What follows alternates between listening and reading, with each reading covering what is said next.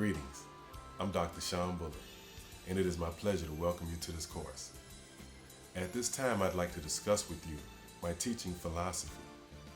My teaching philosophy is predicated on the two different ways by which educators actually teach students. One of those ways is through theory, and the other way is through practice. Now, it is my belief that there has to be a balance between the amount of theory and the amount of practice that's actually used to give students skill sets, because if one is leveraged a little more than the other, then there can be a disconnect in terms of how students actually implement the theory into the real world. One example can be that of camera operation. Now, the theory behind operating a camera, be it a prosumer or consumer camera, doesn't change, but the actual devices continue to evolve over time. So if a student understands the theory around color balancing a camera, exposure, and depth of field and focusing, then they'll know what to look for regardless of the device that they're putting their hands on.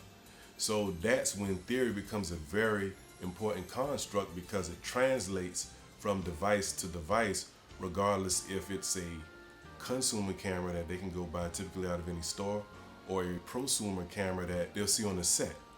So theory is very important because it allows us to translate our different skill sets throughout a technological world that continues to evolve.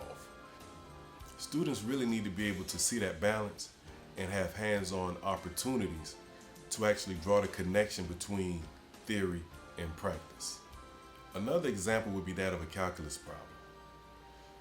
When students are actually solving derivatives, there are times when they have difficulty drawing a connection between actually doing the derivative and a real-world implementation.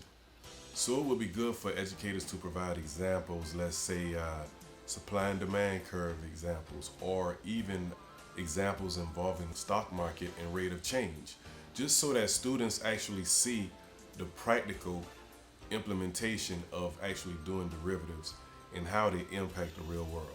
So there are several examples whereby the balance of theory and practice really improve learning for students and also connect the practical world with the real world. Thank you very much.